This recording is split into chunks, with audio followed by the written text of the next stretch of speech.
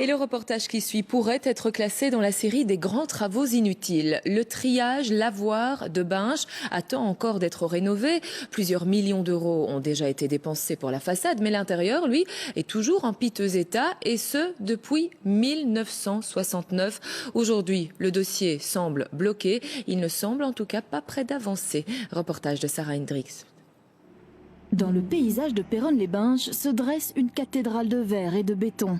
Ce triage lavoir est installé ici depuis 1954. On y triait et lavait le charbon puisé dans 3 charbonnages voisins. Mais après 15 ans seulement, l'entreprise ferme ses portes. Le bâtiment laissé à l'abandon se dégrade rapidement.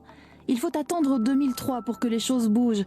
Le bâtiment échappe à la démolition, il est classé pour ses qualités architecturales. Et en 2005, l'heure est plutôt à l'optimisme.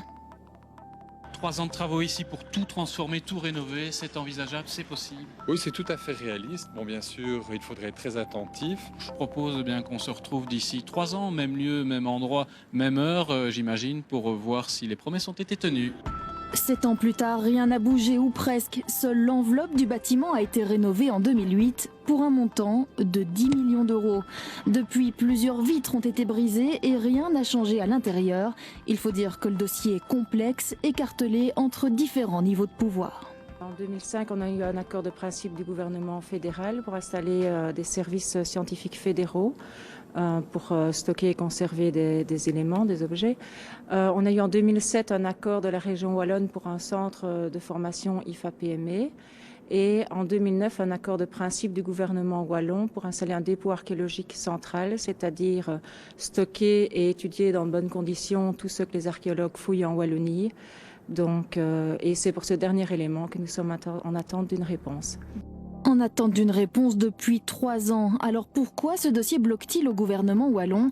Nous avons tenté d'obtenir une interview de la part des différents ministres qui ont traité le dossier, mais personne ne veut s'exprimer face à notre caméra. Il faut dire que le dossier est épineux et pour cause, difficile de débloquer des fonds en période de restrictions budgétaires.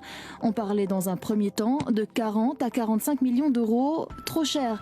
Alors en janvier 2012, un autre montage financier est proposé. Il est de 30 millions cette fois. Depuis, plus de nouvelles pour le bourgmestre de Binche. La situation a trop duré. On a commencé des travaux de manière très importante. Il y a un objectif. C'est de faire de ce bâtiment un bâtiment moderne et moteur de la région, qu'il y ait effectivement des activités qui s'y déroulent. Aujourd'hui, on est à la moitié du chemin, j'attends l'autre moitié du chemin. Mais une des pistes évoquées au gouvernement wallon serait même de revendre le bâtiment, histoire de limiter les frais. Après 10 millions d'euros d'investissement, peut-être aurait-il fallu y penser plus tôt.